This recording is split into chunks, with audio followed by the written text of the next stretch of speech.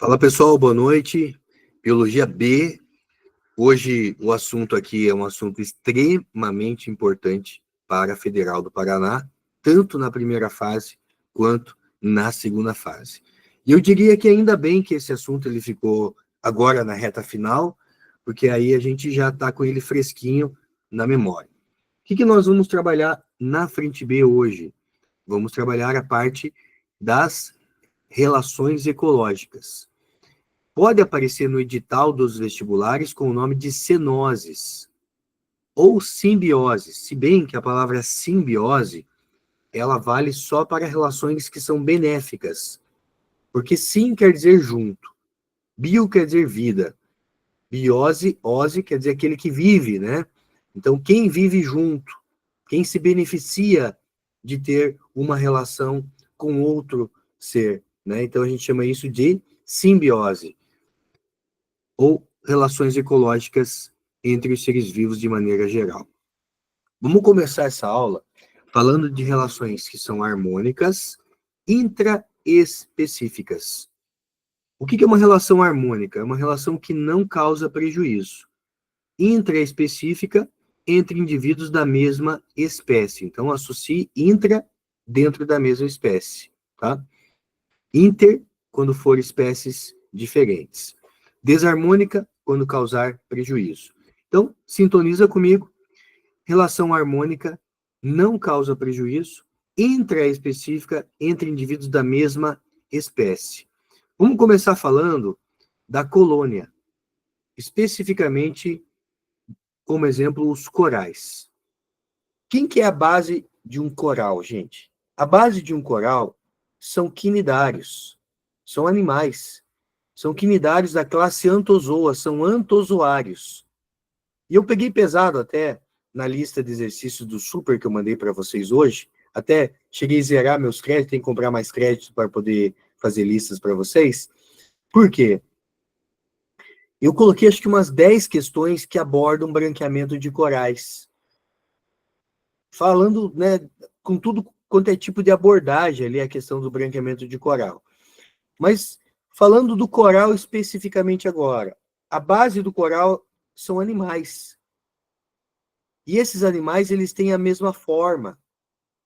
Ah, mas o coral é muito diversificado, professor. É, porque daí outros organismos estão ali, outras algas, né? Que compõem também daí o recife de coral.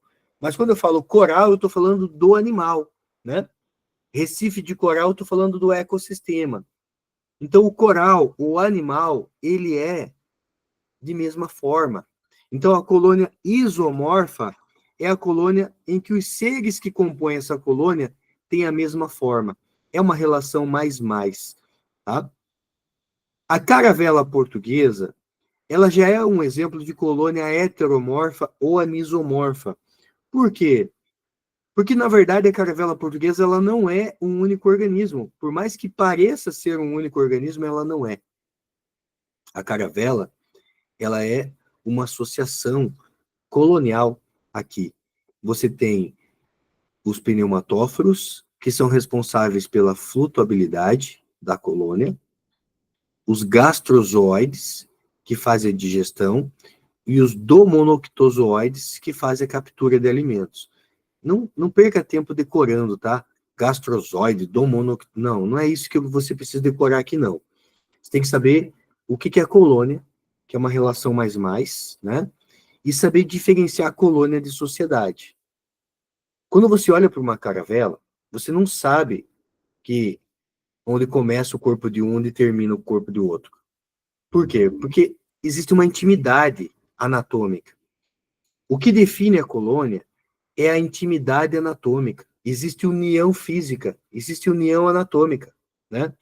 O coral, quando ele forma o esqueleto do coral, você não sabe onde começa um antozoário e onde termina o outro antozoário. Por quê? Porque eles estão unidos anatomicamente. Então, a colônia é uma relação mais com união física, tá? Já a sociedade, que tem como exemplo os cupins, né? Tem como exemplo as abelhas, você tem aqui o quê? Você tem hierarquia. E na sociedade dos cupins, das abelhas, das formigas, você tem a rainha, só ela que reproduz, só ela que é fértil. A rainha produz um feromônio que faz com que as outras fêmeas da colmeia não fiquem férteis. Aqui você tem, né, uma relação mais, mas, galera, não tem união anatômica. Ah, mas eles estão grudados aqui, professor. Não sei onde começa, onde termina o corpo da abelha. Sim, mas se essa abelha aqui quiser sair voando, ela sai. É diferente, né? Eles estão unidos aqui, mas eles não têm essa união anatômica. Eles estão ali abraçadinhos, né? Formando ali, né? Um emaranhado, mas não estão grudados anatomicamente. A hora que uma abelha quiser dar um rolê por aí, ela vai, né? E o macho, que é o zangão, né? Então, aqui a gente tem o quê? Hierarquias, cada um com a sua função, né? Dentro da sociedade. Os cupins, né? Então, você tem aqui também a divisão de trabalho, né? Cada um com a sua função dentro do cupinzeiro. Soldados, operários, rainhas, aleluias, que são os cupins alados na época de reprodução. Então, falamos de relações harmônicas dentro da mesma espécie, colônia e sociedade. Agora, vamos para as relações que não causam prejuízo, mas entre as espécies diferentes, que são as relações interespecíficas. Começamos como exemplo o líquen. E uma coisa é importante você saber. Ah, professor, vai cair líquen na prova? Provavelmente não, né? Provavelmente ele te dê algum outro exemplo. Mas você tem que saber o que é mutualismo. Você tem que olhar para aquela história que a federal vai contar para você e falar, cara, isso é mutualismo, né? Isso é colônia, isso é sociedade. Então, lógico que eu vou te dar vários exemplos aqui, mas o que a federal vai trazer para você provavelmente é um caso, né, que ela vai contar uma outra história para você. Dificilmente os vestibulares trazem esses exemplos clássicos que já estão muito batidos, né? Então, ela vai trazer alguma outra história. E daí, naquela história, você tem que associar, pô, isso é mutualismo, né? Então, o que é o líquen? O líquen, quando você olha para o líquen, ele parece um único organismo também, né? Mas ele tem o quê? Ele tem uma associação entre alga e fungo, né? Então, você tem ali uma alga que vive com aquele fungo, e você tem um fungo que vive com aquela alga. Então, essa alga já não sabe mais viver sem aquele fungo. Esse fungo não sabe mais viver sem essa alga. Mutualismo é uma relação mais obrigatória. Tá? Um outro exemplo de mutualismo são as micorrizas. Mico quer dizer fungo, risa quer dizer raiz. Então, aqui dando um zoom, você vê a raiz da planta emaranhada nas hifas do fungo, né? Isso é um mutualismo? Esse fungo ele não é um parasita. Qual que é a especialidade do fungo, tanto no líquen quanto na micorriza, gente? O fungo não faz fotossíntese. Ele é heterotrófico. E ele é heterotrófico por absorção. Então, o fungo ele tem a capacidade de absorver água e sais minerais, mesmo de substratos que não tem tanta água assim, né? Por exemplo, no líquen, você está vendo o líquen onde? Na rocha. Então, o fungo que está aqui, ele consegue buscar essa umidade na rocha, né? Olha que interessante. O pinheiro, ele estabeleceu uma micorriza, e o pinheiro é uma planta, gente, exótica. Não é uma planta brasileira. O pinus é uma planta exótica. Onde você tem pinos, os córregos secam, porque o pinus é uma planta que puxa muita água. E como é uma planta que precisa de muita água, ele se associa com fungos, que potencializam a absorção de água e sais minerais. Como o fungo não faz fotossíntese, a planta faz fotossíntese e dá um pouquinho do alimento para o fungo. E o fungo potencializa a absorção. Temos um mutualismo, né? Entre a raiz de plantas e fungos. Um outro exemplo de mutualismo clássico é o que acontece com o protozoário que vive no tubo digestório do cupim. O protozoário que vive aqui no tubo digestório do cupim, ele digere a celulose. O cupim, sem o protozoário, não iria conseguir digerir a celulose, gente. O cupim come a madeira. Mas quem faz a digestão da celulose não é o cupim, é um protozoário. Vai aparecer para vocês a foto dele aqui, ó, microscópica. É um protozoário do gênero aí, Triconinfa. Esse protozoário Triconinfa vive no tubo digestório do cupim. Veja, esse protozoário já não sabe viver fora do cupim. Morre. O cupim não viveria sem esse protozoário, né? Então, a gente tem um mutualismo aqui, né? Uma relação obrigatória. Como que é o gráfico de mutualismo? As espécies separadas, elas morrem. Agora, as espécies juntas, elas sobrevivem. Por quê? Porque é um benefício mútuo, né? E a protocooperação? Qual a diferença da protocooperação para o mutualismo? Aqui você tem que tomar cuidado, porque a Federal do Paraná, ela considera tudo mutualismo. Dificilmente a Federal vai falar em protocooperação. Por quê? Porque protocooperação antigamente era mutualismo não obrigatório. E às vezes a Federal colocou já 2 vezes, 2 anos seguidos, que o aluno lê a questão e fala, cara, isso é uma protocooperação. E não tem protocooperação para marcar lá o X. E aí tem mutualismo, então se marca no mutualismo, tá? Se você jurar, falar, cara, isso aqui é protocooperação, mas não tem protocooperação para marcar, marca mutualismo, tá? Por quê? Porque o professor que elabora a questão, ele ainda está com a nomenclatura antiga lá, né? Ele ainda acha que tudo é mutualismo. É errado? Não, não é um erro, né? Mas a nomenclatura mais moderna, ela fala para a gente separar mutualismo, o que é obrigatório, protocooperação, o que não é obrigatório. Me dá um benefício mútuo ter aqui, né, a garça que come os carrapatos do búfalo. Tem alimento para ela e tem parasita saindo do corpo do búfalo. É uma relação mais. Mas eles não morrem separados, né? Não vão ter a mesma vida, né? Mas não morrem separados. Por simples separação. Aqui você tem o lagostim, que é, né, um animalzinho que vive geralmente dentro de conchas, e que ele pega uma anêmona e coloca em cima dele. Qual que é a ideia? Né? Aqui, ó. Ele já tem uma concha que ele pegou de algum molusco morto. E aí ele coloca uma anêmona em cima dele. Quando ele coloca a anêmona em cima dele, ele consegue espantar os predadores desse caranguejinho.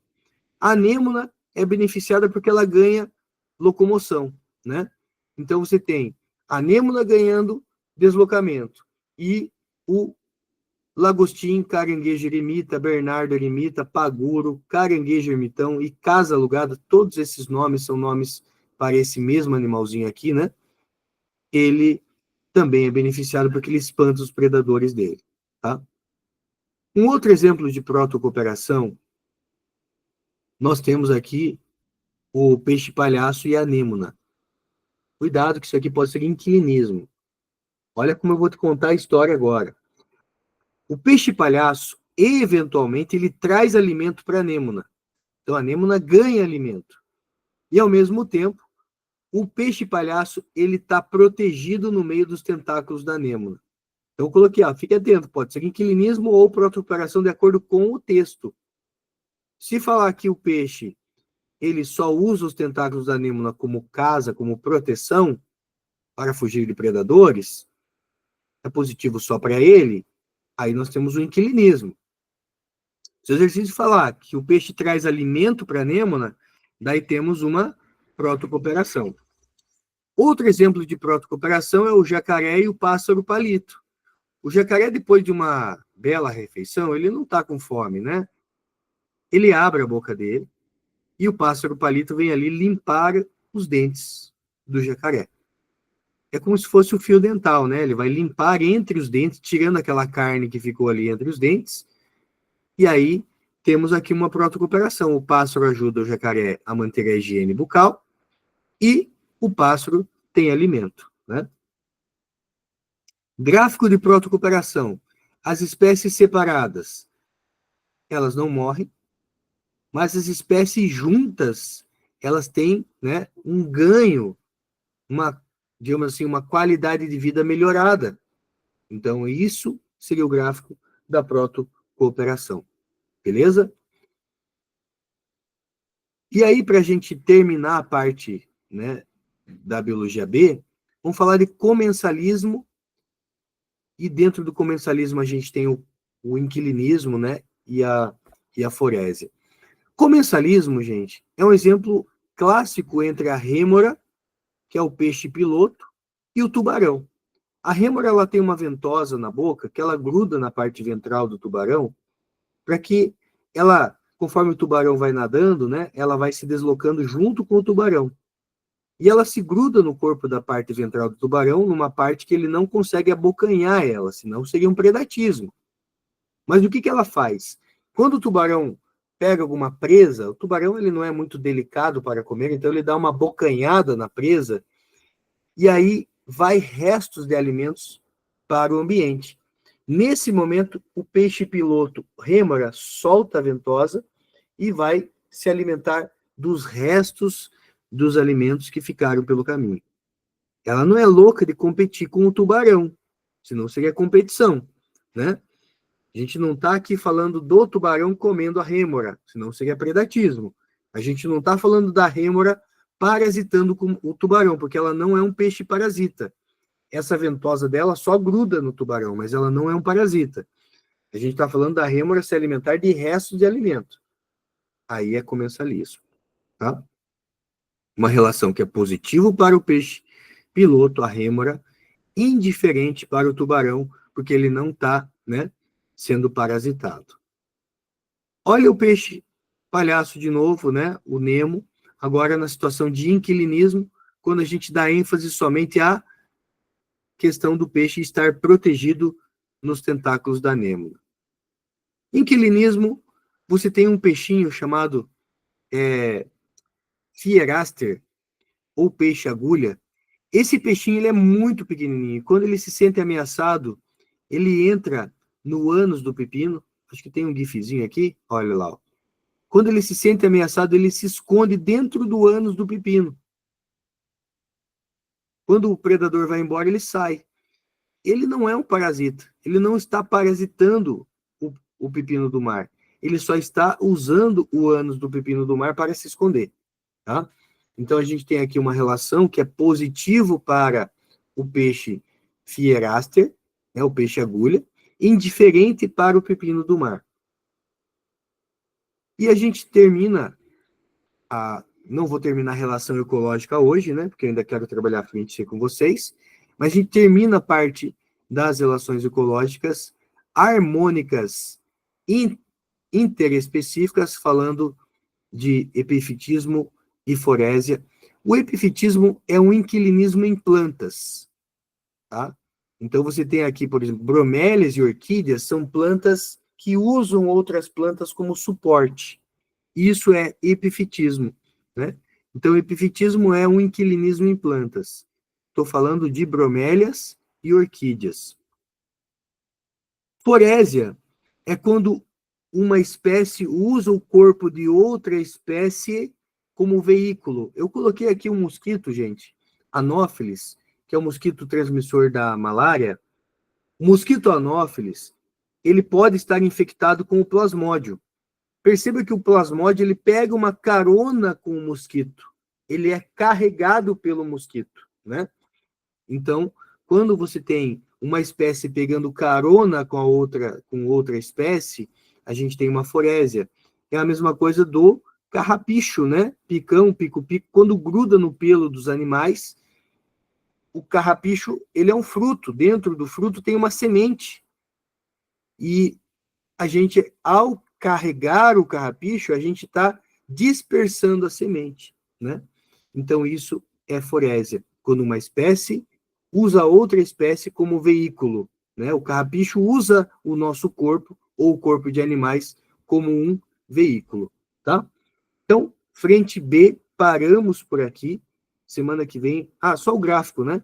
A gente termina aí a parte das relações ecológicas. No comensalismo, as espécies separadas, ó. Observe os dois gráficos. O gráfico amarelo está aqui embaixo. O gráfico azul está lá em cima. Ó. Perceba que o gráfico amarelo, quando as espécies estão juntas, uma espécie é beneficiada, a outra ficou indiferente. Tá? Então, a gente termina por aqui a biologia B. Parar a gravação e vamos para a biologia C.